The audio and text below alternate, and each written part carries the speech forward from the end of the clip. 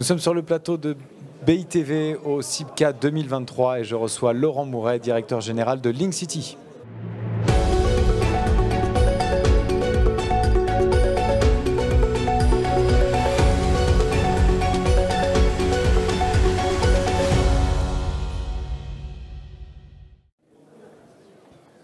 Laurent Mouret, bonjour. Bonjour. C'est un plaisir de vous recevoir sur le plateau de BITV. Merci d'avoir accepté cette invitation. J'aimerais vous faire parler un petit peu sur les grands utilisateurs. On voit qu'ils n'imaginent plus une implantation sans les nouvelles normes environnementales. On l'a vu partout, beaucoup de témoignages ici, notamment sur notre baromètre bas carbone. Pour vous, promoteurs, est-ce que cette demande est prégnante et comment est-ce que vous l'appréhendez? Comment est-ce que vous vous alignez en fait à cette demande? Alors effectivement, c'est un incontournable et c'est aujourd'hui un gage de qualité des opérations et de différenciation des opérations. Et notamment dans la crise qu'on connaît aujourd'hui, seuls les produits qui répondront à 100% aux exigences environnementales de nos grands utilisateurs et aussi de nos grands investisseurs ne trouveront de la place sur le marché. Donc en ce qui nous concerne, c'est pour cette raison qu'on a mis en place chez Link City une démarche RSE qui soit très forte, et pour ça on a voulu qu'elle soit incarnée, c'est-à-dire on a créé une vraie direction de la RSE, donc on a rattaché d'ailleurs à la direction de l'innovation, considérant qu'on ne pouvait pas faire de la RSE de haut niveau sans innovation. C'est pour ça aussi que dans un premier temps on a beaucoup travaillé sur le bois et qu'on a créé une direction du bois. On s'est fixé des objectifs assez ambitieux, c'est-à-dire que pour 2030, 100% de nos opérations en construction neuve seront très bas carbone, c'est-à-dire conformes à la RE 2020 version 2031. C'est pour ça que 30% de nos opérations seront en réhabilitation et 50% seront en bois.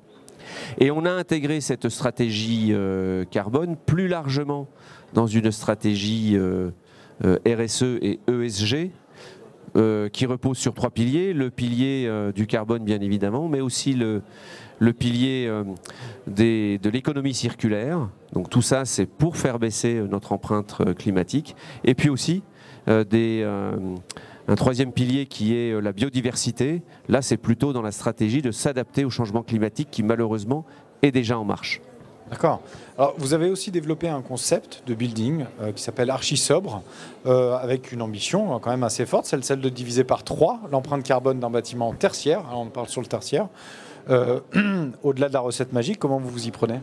Alors, il n'y a pas de recette magique, mais il y a beaucoup de travail et beaucoup d'intelligence collective qui ont été mises au service de ce concept building. En fait, c'est un concept building qui a été imaginé par Bouygues Construction, avec sa business line tertiaire.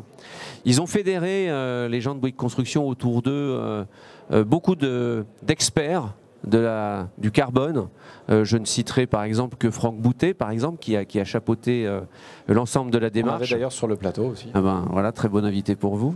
Et en fait, on a imaginé un concept building, et pour que ça ne reste pas à l'état de concept, en fait, on a demandé à 3 architectes différents d'imaginer chacun en prenant quelques briques qui leur étaient mis à disposition. On leur a demandé d'imaginer un immeuble tertiaire qui divise par 3 l'empreinte carbone de l'opération. Donc on a fait travailler l'agence Col-de-Fille de Lille. Alors le faire travailler sur un terrain à Lille, ça aurait été trop facile, on l'a fait travailler sur un terrain à Marseille. Ouais. On a fait travailler l'agence NEM sur un terrain en Île-de-France, et puis l'agence du Plantier sur un terrain à Lille, pour avoir aussi 3 environnements climatiques un petit peu différents. Donc chacun a pris à son compte ce concept building et l'a décliné. Alors les uns en utilisant les matériaux, du Plantier a beaucoup travaillé sur la terre crue et sur l'inertie des bâtiments, d'autres sur le réemploi. L'agence NEM a beaucoup travaillé sur le réemploi de matériaux.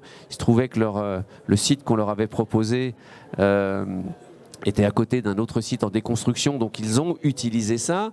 Et puis l'agence Col-de-Fille, elle, a reconsidéré un petit peu dans le climat marseillais, un peu comme ce qu'on connaît dans le riad marocain. Donc on a souhaité surtout que chacun y aille avec sa propre perception, et que ce concept ne reste pas à l'état de concept, mais trouve une déclinaison architecturale de qualité. Et d'ailleurs, il va y avoir, où il y a eu une conférence spécifique sur Archisobre, ici au salon du CIPCA, portée par les équipes de Bouygues Construction, et j'encourage tout le monde à aller écouter. Ce sera plus détaillé que ce que j'ai pu vous présenter très rapidement. D'accord, merci en tout cas d'en avoir fait un survol rapide. Vous avez cité plusieurs opérations. Est-ce qu'il y a d'autres opérations que vous trouvez marquantes ou en tout cas qui vous semblent importantes à citer? Oui, alors je vais citer une opération qui s'appelle Parc en Seine. Un petit focus quand même sur notre activité. On est promoteur immobilier, on est promoteur intégré à un constructeur, donc promoteur-constructeur, mais on est aussi aménageur.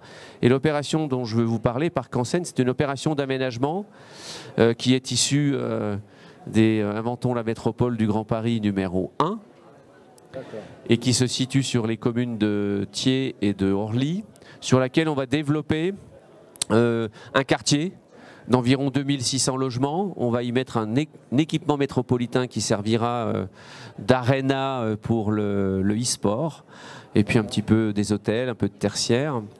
Ce sera une ambition carbone et une ambition RSE forte, puisqu'on a l'objectif de le faire labelliser BBCA quartier. C'est un des projets pilotes. Et on travaille sur l'énergie, réseau de chaleur avec de l'énergie renouvelable. L'ensemble des opérations qu'on va démarrer cette année sont déjà RE 2020 version 2025, donc on se projette. Et puis on va travailler beaucoup sur la biodiversité. On a un site qui est un site industriel qu'on va désartificialiser de façon forte pour rendre 65% des surfaces à la nature. Et on va travailler aussi beaucoup sur l'eau.